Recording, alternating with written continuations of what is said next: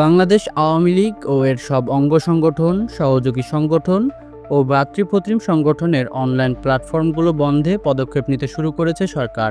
এগুলোর website, Facebook, YouTube, TikTok, Telegram, এক্সের account block করতে বাংলাদেশ টেলিযোগাযোগ নিয়ন্ত্রণ কমিশনকে চিঠি দেওয়া হয়েছে। গতকাল মঙ্গলবার বিটিআরসিকে এ সংক্রান্ত চিঠি দেয় জাতীয় সাইবার নিরাপত্তা এজেন্সি।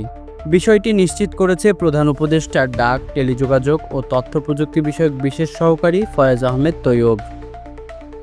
এর আগে দীর্ঘ ১৫ বছরের অপশাসনের পর গত বছরের ৫ই আগস্ট শেখ হাসিনা ও তার দলের অনেক নেতাকর্মী পালিয়ে যায় বিদেশে।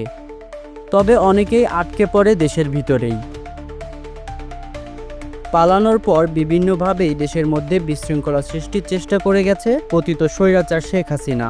বিভিন্ন সময় ভিডিও বার্তা, পোস্ট, লাইভের মাধ্যমে ছড়িয়েছে নানা গুজব। দেশে অবস্থানরত নেতাকর্মীদের উদ্দেশ্যে দিয়েছে উস্কানিমূলক বক্তব্য।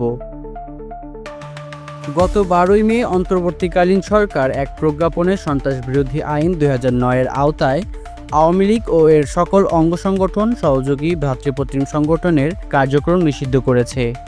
একই দিনে রাজনৈতিক দল হিসেবে আওয়ামী লীগের নিবন্ধনও স্থগিত করেন নির্বাচন কমিশন।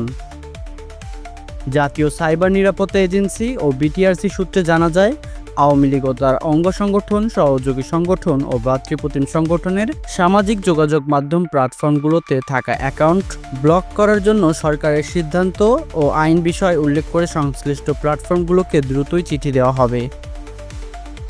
এবাদুর রহমান নয়ন, মানবিক বাংলাদেশ।